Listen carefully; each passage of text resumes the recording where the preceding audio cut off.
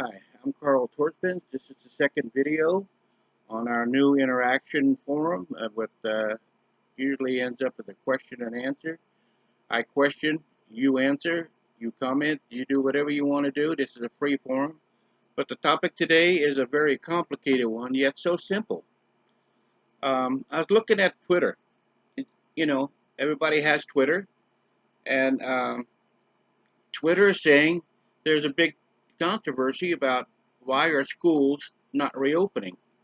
Well, let's talk about that. Let's talk about public schools and why our children are not in school. Because truth of the matter is, they should be in school.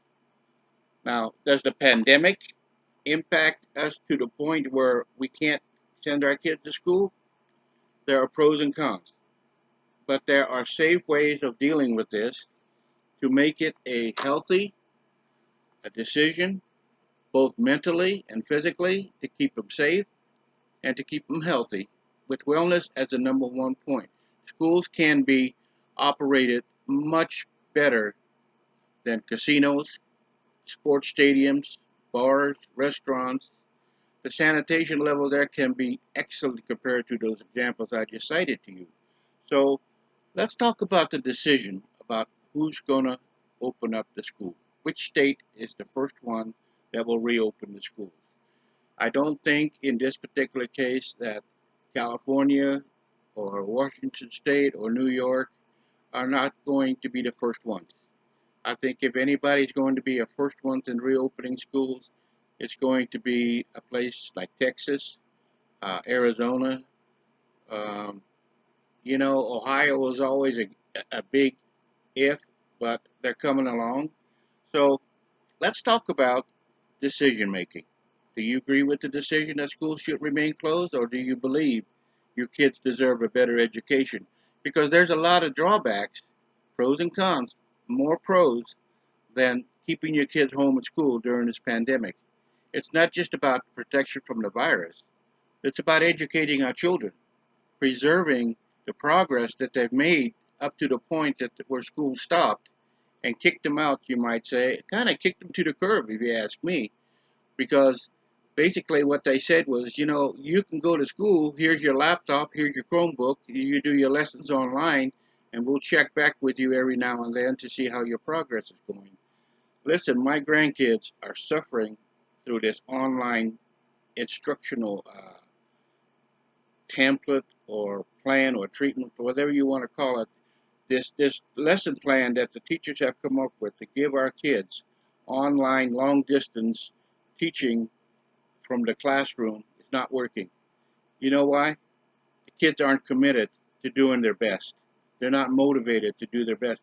They're going through the motions because they got so much time on their hands, be staying at home, that they pick up their computer, they put it back down. They pick up their computer, they go out and get a bite to eat. I mean, there's no total focus on their attention on the lesson plan. That's what I've observed.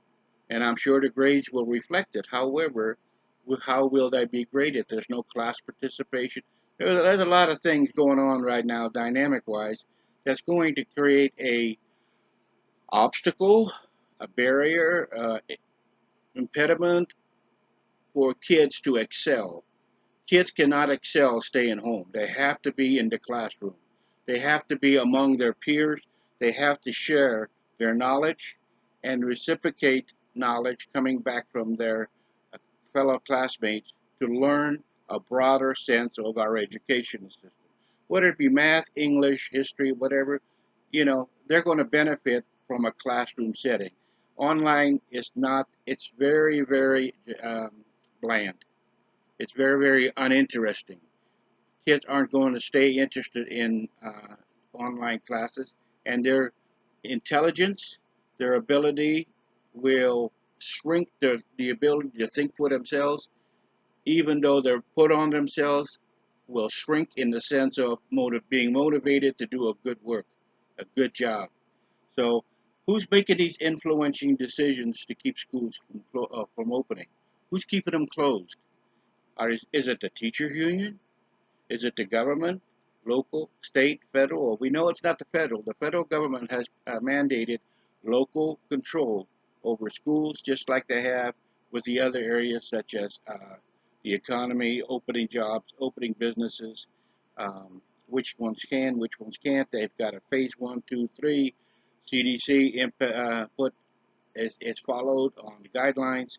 So it's not the federal government. It's got to be the local or state. They have control over these school districts.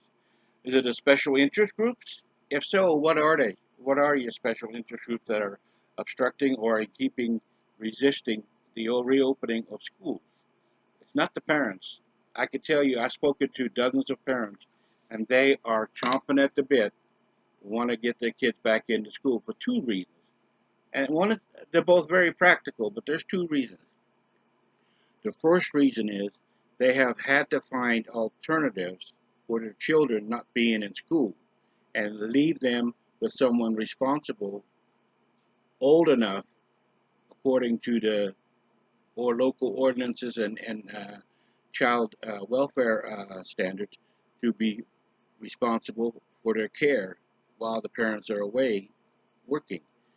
Some parents aren't working. Yes, they got laid off, and that may not be the point in every case. But my point being is, parents who do work are having to take care of child care issues they never had before, expenses they never had before, while their child is sitting home waiting for school to open. And if they have a computer, fine, but I'm willing to bet you they're spending most of their times on games and some kind of social media rather than doing actual educational projects. So who's making the decisions? Not the parents. I'm sure the parents want their kids to go back to school. The kids want to go back to school. They miss the interaction and the camaraderie with their fellow classmates. They miss the fun. They miss the exercise. They miss the rigors of a classroom setting to challenge their intelligence and their ability to solve the things that they're being asked by the teacher. So I truly believe that once we decide we know who's making this decision, we can come and make a stronger statement about reopening the schools. We need to know the source of who's keeping the schools closed. Here's the thing. This is the impact that I'm seeing from keeping schools closed. Whether it be a year or another year, we're dumbing down our kids. Okay? We're intentionally dumbing down our kids. We are denying them the opportunity to learn at the fullest of their ability and capability to do good work, whether it be educational, academic, or vocational. Schools can bring so many different skills to your life that we're dumbing them to the point where they're not interested anymore if we keep this thing going any further. We've got to start deciding whether we want dumb kids and kids who are ignorant of the fact of what's going around them, or we want smart kids. The control of how the kid feels and thinks is in the control of the schooling system. That's what they do. They educate our kids. So we're dumbing down our kids. Whether you like it or admit it or not, we're dumbing them down. Why? We're not giving them structured instruction. Structured instruction means lesson plans, means homework. It means discussions, pro and con, in the classroom about the subject. We're talking about math problems, solving math problems. If they're difficult, how do you solve them? How does your buddy solve them? You see, that interaction is invaluable. You gotta have it. So there are other reasons why we're dumbing down our kids. Today, unlike decades ago, the teachers are politicized. They're politicized to the point where they're expressing and inputting or infusing their own political ideas into the classroom. That's not a good thing, but that's what they're doing. So, in that sense itself, we've got to find a way to keep that from happening. How do we keep it from happening? Well, the school board is responsible for their curriculum. If the curriculum is structured enough to where the teachers can't deviate too much from the lesson plan, then we're able to control a little bit of this politicization that's happening in our classroom. You know, I hate to use the word brainwash, but when you do certain things repetitively over and over, and if you're told repetitively over and over certain facts that are not really facts, but they're your own beliefs, then you're trying to brainwash someone or some group. And this has been happening over the last 20, 30 years. And that's because of the element of socialism and communism inter invading or interrupting our teaching process. We have teachers today who are self admitted communists and who teach the principles of the Communist Party. I got nothing against communists except that I don't think it's the American way. I don't think it's the way that the Constitution was designed to allow teachers to express their political views on our children who are very vulnerable at a time when they're learning things, and therefore the importance of the communist ideology is to minimize it as much as possible as we are allowed to under the law. I'm not talking about censoring, I'm not talking about throwing away books, I'm not talking about changing history, I'm talking about presenting the facts. If you're going to present the communist view, present the others' views as well. Democracy, to vote for by the people, for the people. Um, don't try to get rid of your Pledge of Allegiance. Don't get rid of the religions. There's a lot of things that communism tries to destroy or eliminate from your life, and I think that the kids should have an opportunity to get the 360 of life and not just whatever the teachers want to teach them. The parental influence versus school versus the media influence on the schools. Right now, the media has a upper hand on whether schools open or stay closed. Why? Because they fearmonger. They tell parents that they can't send their kids back to school because it's not safe. That's bull. That's just plain pure bull. If you can go to the casino, if you can go to a sports game, if you can go to a restaurant, and a lot of places don't require a mask, it's certainly safe to go to a classroom that can be sanitized every evening by a janitor or custodial people who work there. Much better than any other place I can think of. So it's being politicized and it's triggered by the media fear mongering the parents into thinking that this is not um, a safe place for their kids to be, when in fact could very well be the safest place for them to be instead of in their homes, often left alone. Now, let's go off on a tangent a little bit. Let's talk about schools and their location. What does the school have that is common denominator with every election year since I remember the 50s, 60s? Schools are voting places. If you could open schools, you open up the polling areas and you open up the voting booths, and guess what that does? It defeats the mail-in vote attempt by certain parties and certain individuals to be able to conduct an election by mail. If the schools are open, polling booths should be open as well.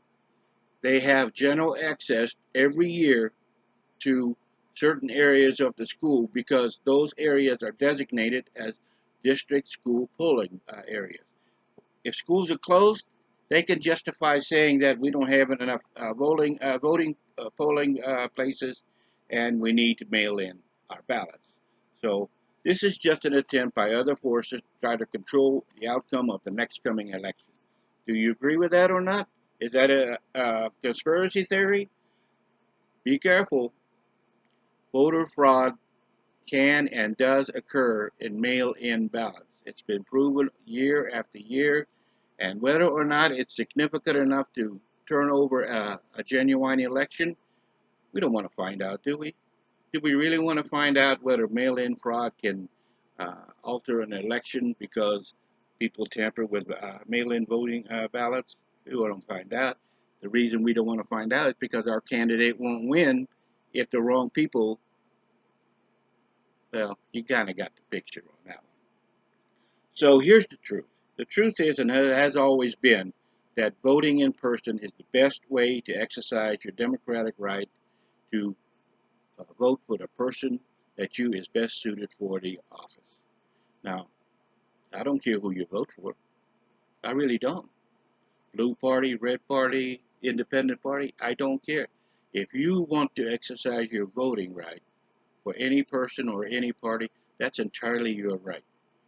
What I'm concerned about is shutting down your right to have access to places that allow you to express your voting right and allow you to do it in such a way that you maintain confidentiality, that you maintain direct control of your ballot other than putting it in the machine, which can also be altered, has been proven. And most of all, your patriotic duty, you can exercise your patriotic duty to vote in a place where it's safe and secure. Specifically, areas of truth altering, fact finding. Have you seen the latest lately on social media? Everybody's fact finding. So what's the deal? What are we dealing with? We're specifically dealing with altered facts or altered truths of human rights, civil rights, wars, poverty, political engagements. We're not seeing the things. And the truth of the matter is, we're being lied to by the major media outlets because they're editing and they're basically putting out only what they feel is in favor of their ideology. So what can we do? Well, we need to pressure the politicians to open up schools. We need to open up to the school boards and let them know how important this is for us to have our children back into school and allow them to exercise their minds in an environment that is conducive, productive, and at the same time clean, healthy, and sanitary. Women and local school support groups are advocating for school closures as well as school openings. We need to support those who support school openings. And that includes the union. If the union is pro open school, support the union. They may not be right on every issue, but I can guarantee you that if they want to open up the schools, they got the right idea. How do you feel about homeschooling? Is it working? No, I don't think so either. I think homeschooling is a very tedious task that most parents aren't set up for. As a grandparent, I can't teach you new math. I can't teach you some of the things that they're teaching you today. And I'll be real honest with you. I really wouldn't want to because I wouldn't want to make a mistake for you so that when you go back to regular school, they laugh at you and say, who taught you that? That's not right.